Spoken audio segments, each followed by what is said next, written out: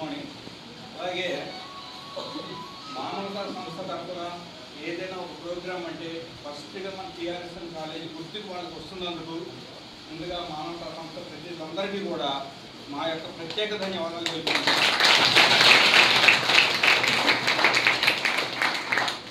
ఈరోజు ఏపీజే అబ్దుల్ కలాం గారి జయంతి. ఏపీజే అబ్దుల్ కలాం గారు తెలుసా మీకు? ఆయన 1931వ సంవత్సరం అక్టోబర్ నెల 15వ తారీఖున తమిళనాడులోని రామేశ్వరం అనేటువంటి విలేజ్లో జన్మించారు. బై బర్త్ వాళ్ళు చాలా పూర్ ఫ్యామిలీ అయినా కూడా ఆయన 8వ సంవత్సరం నుంచి కూడా ఆయనలో చదువుకోవాలి అనేటువంటి ఒక జిజ్ఞాస ఉన్న కారణంగా ప్రతి ఇంటికి కూడా పేపర్ వేస్తూ వచ్చినటువంటి ఇన్కంతో ఆయన చదువుకుని పేపర్ బాయ్ నుంచి ప్రెసిడెంట్ ఆఫ్ ఇండియా వరకు కూడా ఎదిగినటువంటి మహోన్నత వ్యక్తి ఎవరయ్యా అంటే మన భారతదేశంలో ఒక ఏపీ అబ్దుల్ కలాం మాట్లాడు. మన పేద స్థాయిలో జనరల్గా మనం ఏం చేస్తాం, మనకి లేదా సోర్సెస్ లేవు, వనరులు మనం ఏంటంటే చదువుకునేది అంటారు.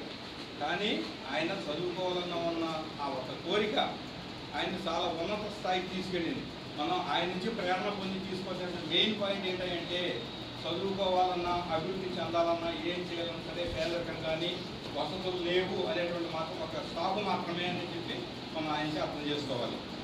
ఆయన అలాగే బాగా అభివృద్ధి చెందిన తర్వాత డిఆర్డిఓ భారతదేశ రక్షణ వ్యవస్థ సంబంధించిన అత్యున్నతమైనది ఏంటంటే భారతదేశ DRDO defence research and development ఆర్గనైజేషన్కి ఆయన డైరెక్టర్గా కూడా పనిచేయడం జరిగింది.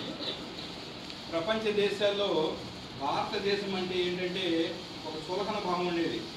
ఎందుకంటే రష్యా, అమెరికా లాంటి అభివృద్ధి చెందిన దేశాలతో పాటు పోటీ పడగల శక్తి సామర్థ్యాలు ఎవరికి లేవని ఒక గర్వకారణం ప్రపంచ మిగతా దేశాలకి. అటువంటి సందర్భంలో ఏపీజే అబ్దుల్ కలాం గారు డిఆర్డీఓకి డైరెక్టర్గా బాధ్యతలు స్వీకరించిన తర్వాత అగ్ని, తేజ, పృథ్వీ అనేటువంటి క్షిపణులను ప్రయోగించి భారతదేశం సత్తా ఏంటో ప్రపంచానికి సాధించిన ఏకైక వ్యక్తి డాక్టర్ అబ్దుల్ కలాం గారు.